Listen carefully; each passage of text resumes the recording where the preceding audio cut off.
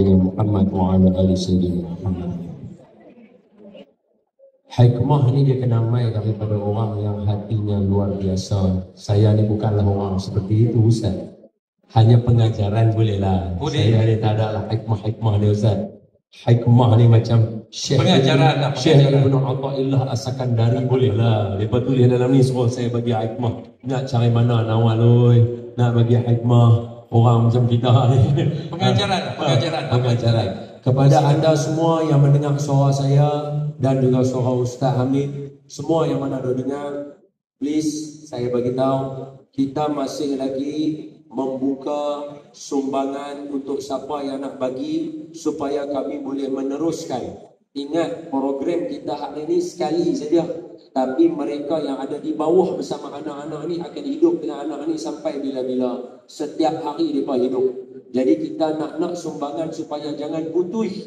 Maka mailah kepada Al-Khair dan juga Adina untuk sama-sama make sure supaya sumbangan terus berjalan. Itu saya menyeru kepada semua tokek-tokek kedai yang mana ada dekat sini. Untuk pengetahuan Ustaz tu, belakang tu Oven Fresh tu keluarga saya punya. Tu adik-adik sepupu saya tu jaga belakang tu. Ada 2 orang lelaki dalam tu nama Don, dua Don. Kroni lah saya ada kroni saya situ. Jadi tu Oven Fresh tu sepupu saya kan. Ada Don Haris dalam tu dengan Don Haziq ada dalam tu. Cousin saya tu. Geng ni. Geng saya lah tu.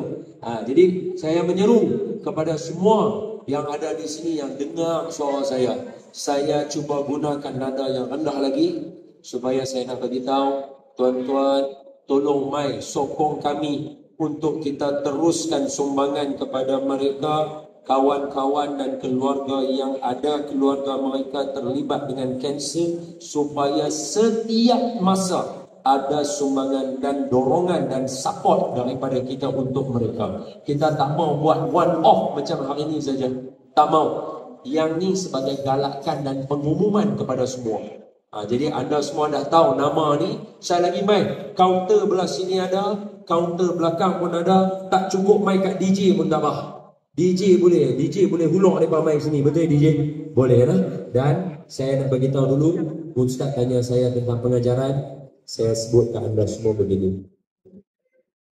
Orang selalu kata hidup kita ni sekali saja. Saya nak bagi tahu, saya tak percaya yang tu. Mati sekali, betul. Hidup kita setiap hari. Jadi kata-kata hikmah daripada saya untuk hari ini. Hiduplah atas muka bumi ni dengan petunjuk daripada Nabi. Sebab kita hidup setiap hari dan kita akan mati sekali sahaja. Ramai orang nak masuk syurga, tapi semua orang tak membincang tajuk mati. Sedangkan syurga tak akan boleh sampai melainkan kita kena mati. Maka buatlah persiapan untuk kita. Gunalah saluran ini yang terang-terang dia digunakan oleh anak-anak yang tak berdosa. Inilah laluan yang paling tepat dan senang untuk kita mendapatkan kunci syurga.